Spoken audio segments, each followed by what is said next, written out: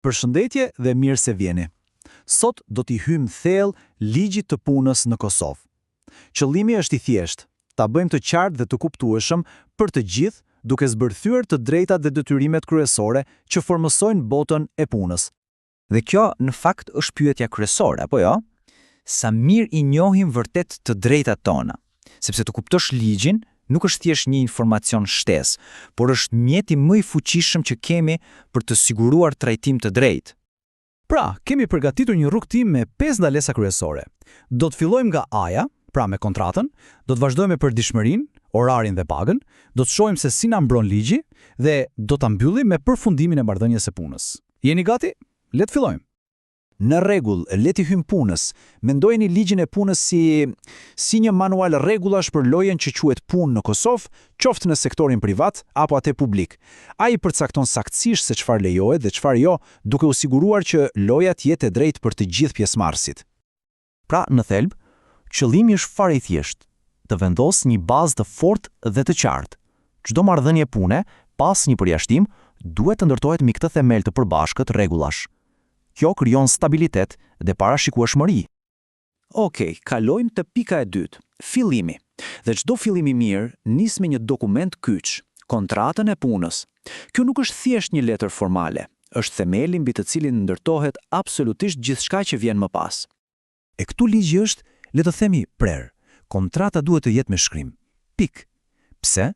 Sepse siç e dim të gjithë, fjalët i merrera. Një marrëveshje gojore lë shumë hapësirë për keqkuptime dhe vështirësi. Letra dhe nënshkrimi janë buroja më e mirë. Dhe çfarë duhet përmbaj patjetër kjo kontratë? E po, Neni 11 na jep një listë të qartë. Këtë nuk është thjesht burokraci, por një listë kontrolli që siguron që gjërat të jenë të qarta që nga dita e parë. Kështu të dyja palët mbrohen nga surprizat pakëndshme më vonë. Tani, jo të gjitha kontratat janë njësoj. Ligji na jep 3 opsione kryesore. E para, kontrata pa afat, që është standardi i artë për stabilitet. E dyta, kontrata me afat të caktuar për projekte që zgjasin deri në 10 vite. Dhe e treta, kontrata për detyra specifike, e cila është perfekte për punë të shkurtra, deri në 120 ditë brenda vitit.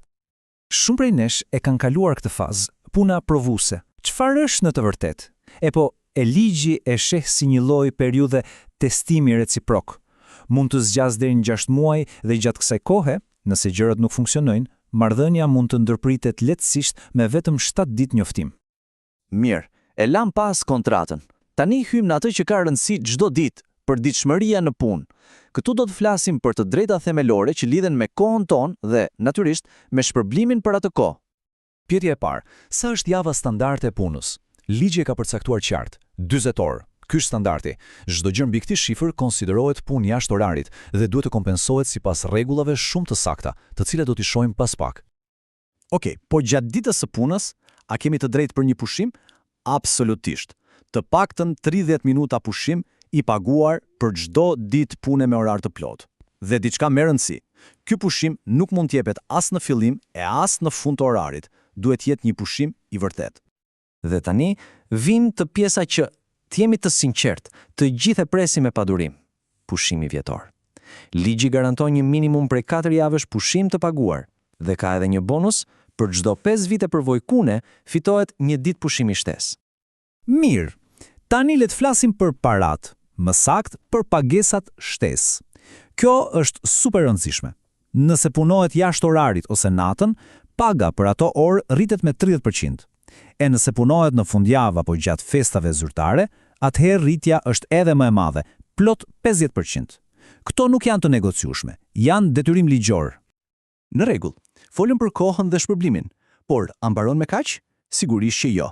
Ligji shkon shumë më thellë, duke ofruar një mbrojtëse për sigurinë dhe barazinë në vendin e punës. Le të shohim se si. Këtu kemi një nga shtyllat e ligjit, Nenin 5. Mesazhi është i qartë dhe i prerë. Diskriminimi është absolutisht i ndaluar. Nuk ka rëndësi gjinia, mosha, përkatësia etnike apo çdo karakteristikë tjetër personale. E vetmja gjë që duhet të vlerësohet është aftësia për të bërë punën. Përveç mbrojtjes së përgjithshme, ligji është mjaft i mençur për të kuptuar se disa grupe kanë nevojë për një mburojë shtesë. Për shembull, të rinjt nën 18 vjeç nuk lejohen të punojnë më shumë se 30 orë në javë. Po ashtu, grave shtatzëna u ndalojnë punët e rënda apo puna jashtë orarit për të mbrojtur shëndetin e tyre dhe të familjes. Dhe një mbrojtje tjetër thelbësore është ajo e lehonisë. Si funksionon? E po, janë 12 muaj në total, të ndarë në 3 faza. 6 muajt e parë paguajnë me 70% të pagës nga punëdhënësi. 3 muajt pasues mbulohen nga qeveria me 50% të pagës mesatare. Dhe 3 muajt e fundit janë pa pagesë, por me vendin e punës të ruajtur. Dhe si çdo cikël, edhe marrëdhënia e punës ka një fund. Ky është kaq një moment i vështirë dhe delikat, dhe pikërisht për këtë arsye, ligji ka vendosur rregulla loje shumë të qarta për të siguruar që gjithçka të bëhet në mënyrë të drejtë. Pra, çfarë ndodh kur punëdhënësi vendos ta ndërpres kontratën? E po, nuk mund ta bëj thjesht nga sot nesër. Ligji ka një parim të thjeshtë. Besnikëria shpërblehet me kohë. Sa më gjatë të ketë punuar dikush, aq më i gjatë është afati i njoftimit që duhet i jepet, duke i dhënë më shumë kohë dhe siguri për të ardhmen. Pra ja ku jemi. Kemi parë se si ligji ofron një hartë të qartë rrugore për marrëdhënien e punës nga fillimi deri në fund. Por pyetja më e madhe mbetet: si sigurohemi që kjo hartë të ndiqet çdo ditë në çdo vend pune? Sepse mbrojtja më e mirë fillon kur secili prej nesh i njeh të drejtat e veta. Shpresojmë që ky shpjegues t'ju ketë ndihmuar në këtë drejtim. Faleminderit.